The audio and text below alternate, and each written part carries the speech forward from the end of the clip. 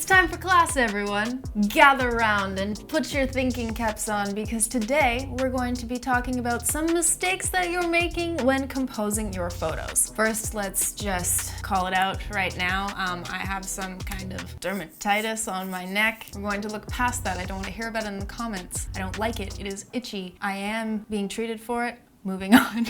Now, all of these tips I'm about to talk about are knowledge and tidbits of information that I've gathered over the years through my own research and practice, of course. But they aren't a be-all, end-all set of rules that you need to follow. It's just things to keep in mind when composing your next set of photos, and eventually it will become second nature for you. The rules, of course, are meant to be broken, so you do you, boo, and if you want to cut some limbs off, you're welcome to. Moving on.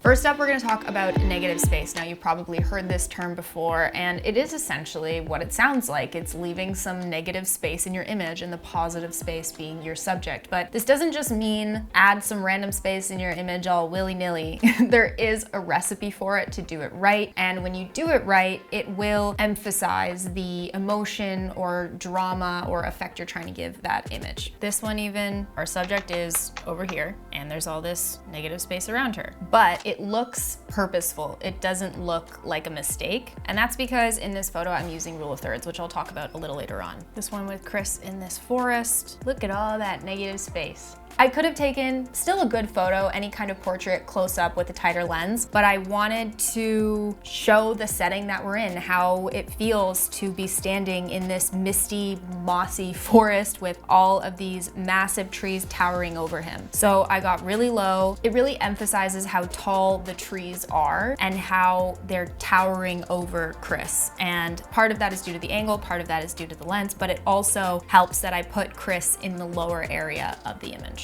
Again, I did make a whole video on negative space a very long time ago. Around the time when I started this channel, it was one of my first few videos, so if you guys want to go watch that, you're welcome to. It's very hard for me to get myself to watch it now because I am so young in it, but it definitely gives you a good overview of negative space and the principles behind it. Now let's touch on some examples of doing negative space incorrectly. These are honestly kind of funny, in my opinion. Like when you look at this photo, it feels wrong. It feels incorrect because not only does it leave you, like you can't even tell what this object is. What is that? There's a difference between negative space and then just dead space. All of this has now become not purposeful dead space, doesn't add anything to the image. It just looks like a mistake. Same thing's happening here. I mean, we can tell that it's a cactus, so I guess you get like half a point for that. What would have helped is if there were a few other cacti. Those look terrible. And that looks a little more purposeful to me. Again, imagine my green noodles being cacti. That looks a little more purposeful rather than this lonely cactus all by itself. So add some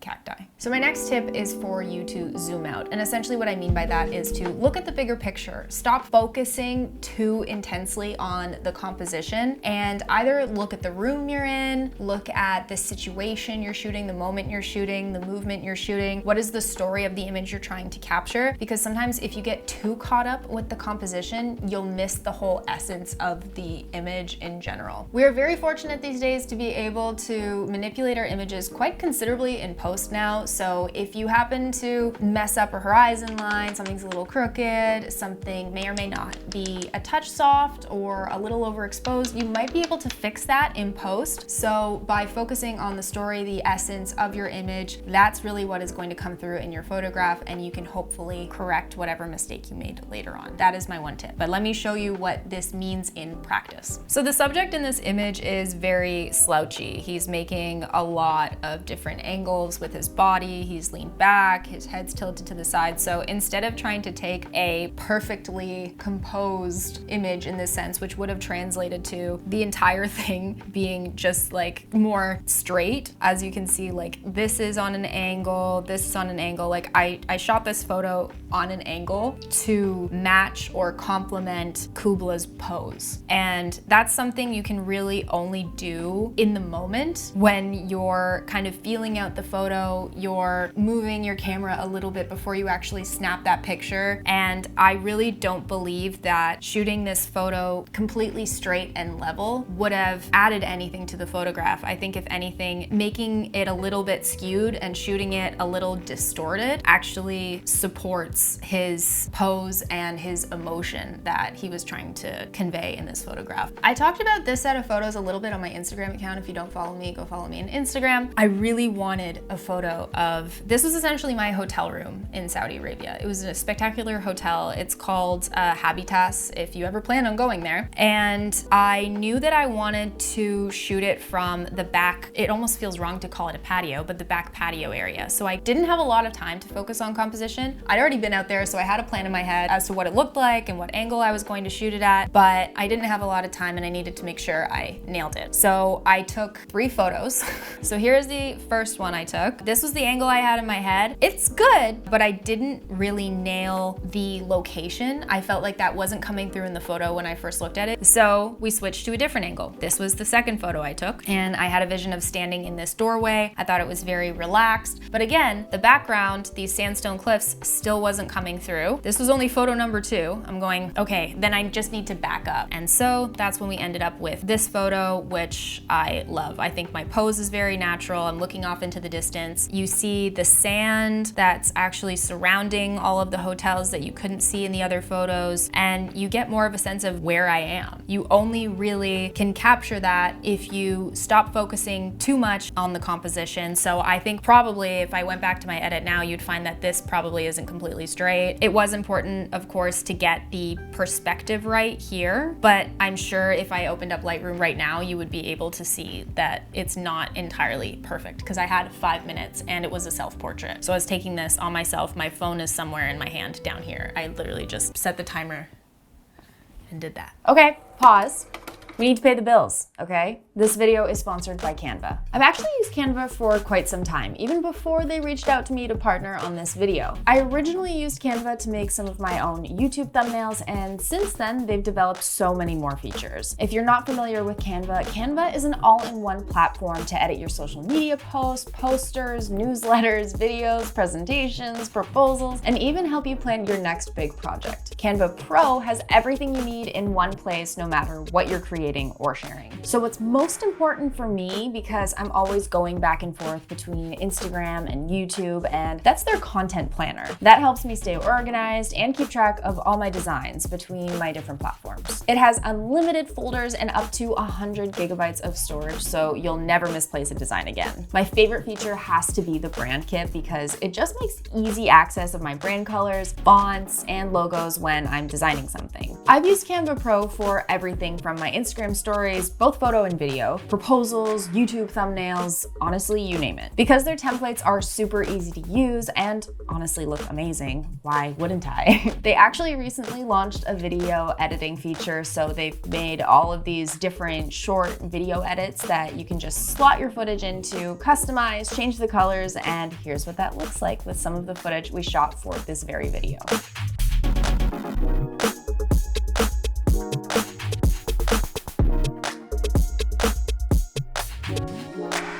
And if you're working with a team of up to 5 people, you just pay $12.99 a month and you can unlock everything that Canva Pro has to offer. Or you can use this link right here to get a free 45-day extended trial of Canva Pro. All right, let's get back to it.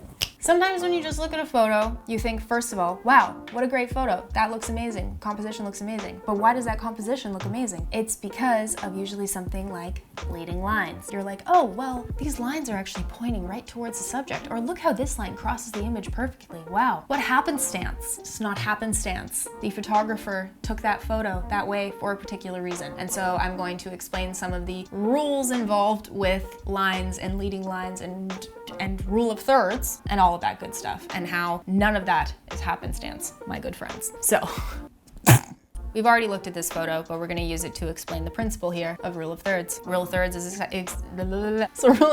essentially that. You're going to divide up your frame into thirds in both directions. Your subject should fall on one of these lines. Not over here, not over here, but on the line. Ideally, where the lines actually intersect. And you can see that my very poorly drawn line falls pretty much in the center of her body, and her body also falls directly on this line right here. Here's an interesting one. This falls into the rule of thirds, but it doesn't actually intersect. But that doesn't really matter. Your subject can also be in the middle of the frame, like in one of these third quadrants, but at least it's intersecting on this horizontal line right here. And the whole meat of the photo is really happening down here in this one quadrant. This photo, on the other hand, is poop. Here's why.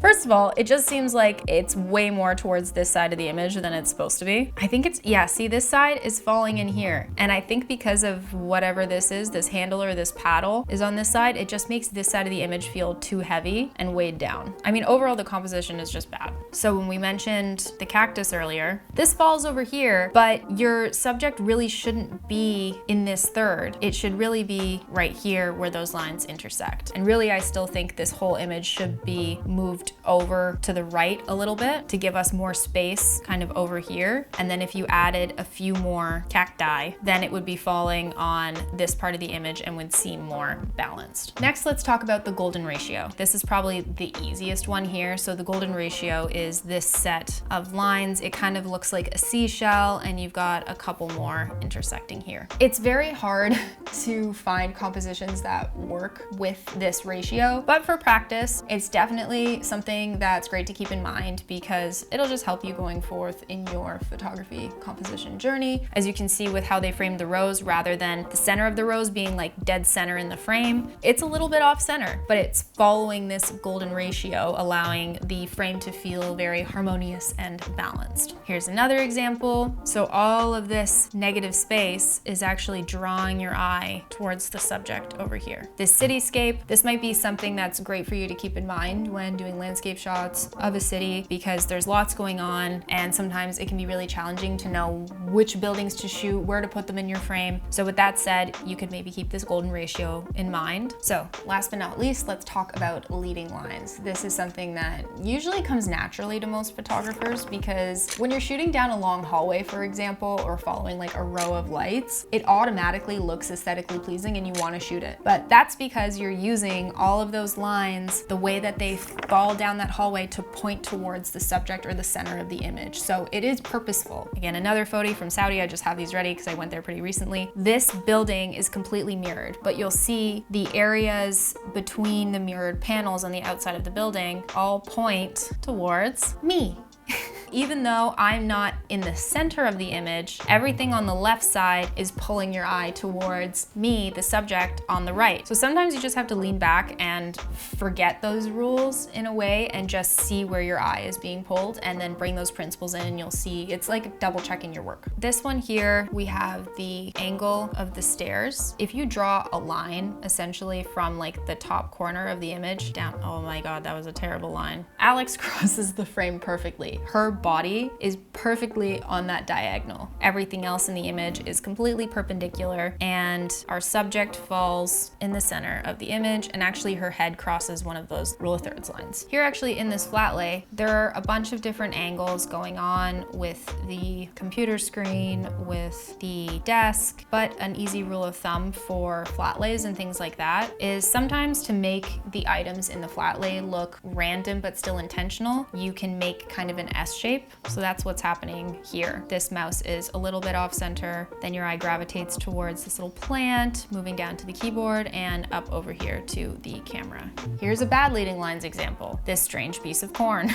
So this is that diagonal line that is not that straight that I was showing you earlier. Obviously this piece of corn does not go in the same direction. So if we turned this, maybe that would be slightly better. Overall, it's still not a great photo, but it would also make it so that this line here on the roof would be going from this corner of the image to the other. Know when to crop and when not to crop. Sometimes you just gotta crop an image not only to emphasize the emotion or the drama that's going on, or to fix a horizon line, or crop out a random person in the background. Sometimes that needs to happen. But what you wanna make sure is that you're not accidentally cropping out a limb. And if you are cropping out a limb, that you're doing it at the right place on their body so it looks aesthetically pleasing and not like you've chopped their knee or foot off. So let's show you you guys a couple examples. So these two photos, I did crop out part of this model's body, but I'm not cutting off her body at the knee. It's like mid-thigh, so it doesn't look awkward or unintentional. Here is a little bit of an example. Again, her foot down here, I cut off her toes. That was definitely a mistake. That is definitely not something I wanted to do. It's still a good photo. I still really like it, but in hindsight, I would have left in her toes. That makes it look a little awkward that I cut off her feet. So with this photo, as you can see, the joint of her wrist is still in the frame. We've got this nice line from her jaw. We've got another line right here from her neck. We've got another line with her collarbone. Her hand is reaching up, like this is the subject of the image crossing the diagonal line through the image, and overall it seems quite balanced. So not only is this photo a poor example of rule of thirds, but we're also cutting off the head of this animal at a weird part of its body. So it's a poor frame, but also why would we chop off its body there? Why would we do that? This is a great example of cropping as well. So I reframed this in post. I made sure that actually here, it's not too bad. I intentionally cut her hand off just above the wrist here. There's a nice angle coming from both of her hands, drawing your attention to her neck and her fingers on her neck, and that was where I really wanted to draw your eye. The last note I want to leave you guys with today, and I don't necessarily have any concrete examples to be able to demonstrate this, but it's just something to keep in mind on your next shoot. So shoot as a person, not a camera. Although the principles we talked about today really apply to rules, lines, it's math, it's fractions. You know, you're trying to cultivate something that looks good and aesthetically pleasing, but at the end of the day, the most important part of your photograph is the moment you're capturing and the story you're trying to tell. And I can have Josh pull some really great examples of photojournalism up here. These do follow the rules we talked about, but they're not amazing photos because of that. They're amazing photos because of what's included in them, the moment that they captured. And I think if they tried too much to cultivate that and to make it too pretty, then you would have missed the essence of that photo. So try to be present in the space that you're in, with the subject that you're shooting, in the moment or environment you're shooting it in, and focus on that. Try and take that to heart, because that's what's really going to come through in your photograph at the end of the day. Thank you guys so much for watching this video. If you liked it, please give it a like down below, subscribe if you're not already, and oh my god. Oh, hit the notification. If you guys like this video, please give it a like down below, subscribe if you're not already, and hit the notification bell to get notified for all future videos. Let me know what else you'd like me to talk about composition-wise in the comments down below, and I will see you in the next one. Have a very good image.